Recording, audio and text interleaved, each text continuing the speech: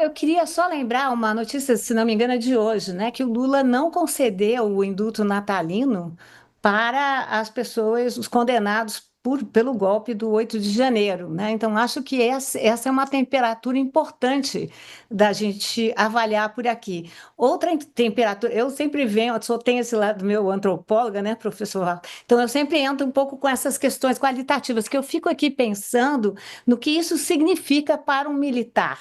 Porque uma das questões que acho que estão em pauta aqui é a própria formação dos militares, né? No Brasil, os militares têm uma formação totalmente isolada, não é? Ou seja, a maneira como eles aprendem, por exemplo, história do Brasil, é uma maneira militar. Eles também vivem juntos, né? Ou seja, moram juntos, têm relações de sociabilidade, relações de vizinhança. Então, essas questões da honra são questões também muito fortes entre eles, né? Faz um pouco parte como dizer, do cânone da caserna, né? Então, eu gostaria só de dar esse pequeno toque, dizendo que talvez tenhamos surpresas negativas aí, no sentido de que alguns generais mais estrelados não queiram, né, de alguma maneira, fazer. Eu aprendi muito com o professor Walter agora, né? Vou falar mais de contrato de colaboração e de justiça e tudo mais, mas a justiça que eles defendem é também uma justiça particular, não é,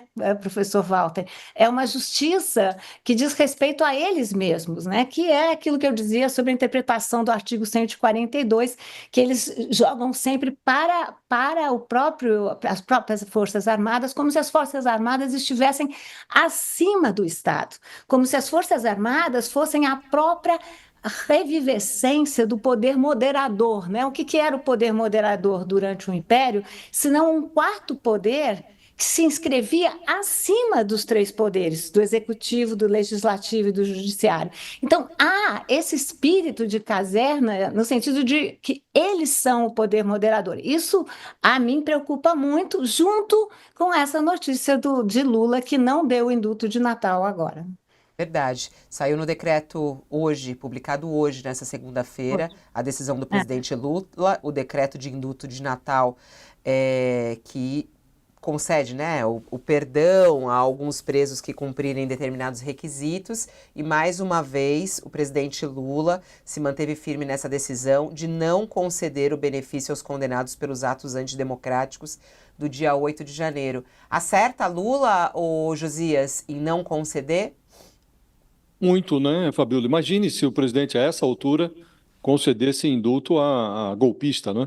Ele praticamente daria um salvo-conduto para que os parlamentares fizessem o mesmo, e aí, não só beneficiando os bagrinhos que estão aí sendo condenados a penas que vão de 3 anos até 17 anos de cadeia, mas abriria-se a porta, seria escancarada, para ser mais exato, a porta para que o próprio Bolsonaro e esses graduados aí do alto comando do golpe reivindicassem uma anistia, né? Não dá para falar em anistia nesse momento, né, Fabio? O próprio general Tomás Paiva esclarecia numa conversa comigo que o processo relacionado a esses militares ele tende a ser mais longo do que os que envolvem os civis, né? Porque o militar, uma vez condenado, ele me explicava, condenado criminalmente, o militar precisa ser, na sequência, submetido ao que eles chamam de Conselho de Justificação, que é uma espécie de tribunal de honra dos militares. Nesse tribunal de honra, tramitam os processos administrativos que, no limite, podem resultar na expulsão dos oficiais considerados indignos de integrar os quadros das Forças Armadas, né?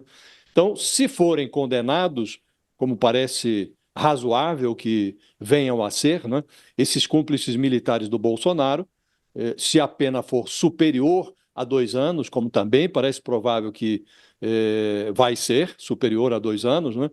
Então, esses militares serão submetidos a esse conselho de justificação. O Ministério Público Militar representará contra eles junto ao Superior Tribunal Militar e abre-se então um processo que deve demorar aí mais um tempo, né, para que eles sejam expurgados das Forças Armadas, perdendo aí patentes, benefícios e coisas do gênero, né? Então, não faria sentido, diante de um contexto como esse, em que não foram nem julgados criminalmente, os graduados da tentativa de golpe, né, que o presidente ou indultasse os que acabam de ser condenados pelo quebra-quebra no 8 de janeiro. Né? Não faria nexo e o presidente não faria isso.